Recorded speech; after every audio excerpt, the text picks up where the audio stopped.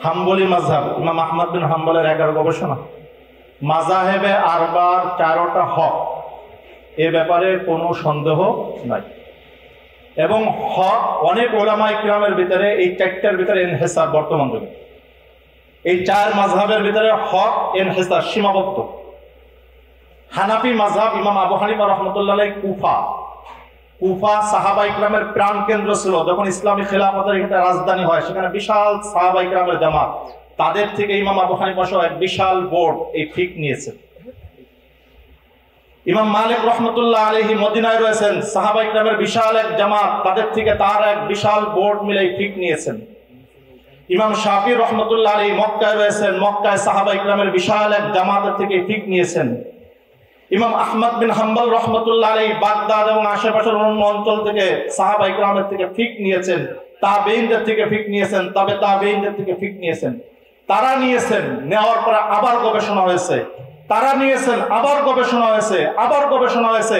প্রত্যেকটা যুগে প্রত্যেকটা মাযহাবের উপরে লক্ষ লক্ষ উলামায়ে কিরাম গবেষণা করে বলতেছেন, না এটার উপর ফতোয়া না, এটা ফতোয়া, এটা কোরআন সুন্নাহর বেশি আগ্রহ। এইভাবে হানাফি মাযহাবের প্রত্যেক মাসলা ইমাম আবু হানিফার কওলের উপর ফতোয়া না, ইমাম আবু ইউসুফের কওলের উপর ফতোয়া না, ইমাম মুহাম্মদের কওলের উপর ফতোয়া না। লক্ষ লক্ষ উলামায়ে কিরামের মুজতাহিদদের গবেষণাকৃত যে মাসলাগুলি আজকে আমরা পাই বিন্যস্ত আকারে, সেটাই হলো 4 মাযহাব। আজকে আপনি 4 মাযহাব মানে বিদআত, কার কথা মানেন? আব্দুল্লাহ বিন বাজ রাহমাতুল্লাহ আলাইহি কথা মানেন। 4 মাযহাব বিদআত, কার কথা মানে? মানে সালেহ আল উসাইমিন রাহমাতুল্লাহ আলাইহি কথা মানে। 4 মাযহাব বিদআত, কার কথা মানে? মিশরের সালাফিদের কথা মানে। 4 মাযহাব বিদআত, কার কথা মানে? বাংলাদেশের রাজশাহী বিশ্ববিদ্যালয়ের অমুক প্রফেসরের কথা মানে। 4 মাযহাব বিদআত, কার কথা মানে? বরিশালের অমুকের কথা মানে। তাবিঈন তাবেঈনদের কথা মানা ভালো না এই যুগের একদম নতুন আবিষ্কৃত যার 1000 হাদিসও মুখস্থ নাই তার কথা মানা ভালো? লক্ষ লক্ষ উলামায়ে কিরামের গবেষণা ভালো না একজন, যারা 3 জন, আব্দুল্লাহ বিন বাজ রাহমাতুল্লাহ আলাইহির অনেক মাসলা, সালেহ আল উসাইমিন রাহমাতুল্লাহ বলেন এগুলো ভুল।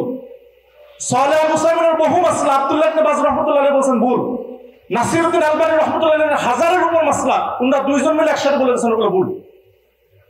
তাহলে কিন্তু মাযহাবে আরবা 4 মাযহাবের কথা 4টা হক। যারা বলে মাযহাবের নামে মুসলমানদের ভিতরে অনৈক্য তৈরি হয়েছে, অনৈক্য মাযহাবের কারণে তৈরি হয় নাই, অনৈক্য আজকে লা মাযহাবিয়াতের নামে তৈরি হয়েছে। এক বাংলাদেশে কত গ্রুপ, আর সারা ওয়ার্ল্ডে খুঁজলে 100 বেশি গ্রুপ পাওয়া যাবে এই সালাফিয়াত। সুতরাং সালাফে সালেহিনের যে তরিকা, মুহাদ্দিসিন ইকরামের যে তরিকা, এই যে কুতুবে সিত্তার অধিকাংশ, এছাড়া যত হাদিসের কিতাবের লেখক আছে তারা কোনো না কোনো মাযহাব মেনেছেন।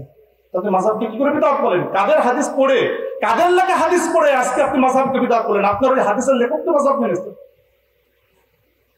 এইটুকু কথা মাথায় থেকে রাখুন।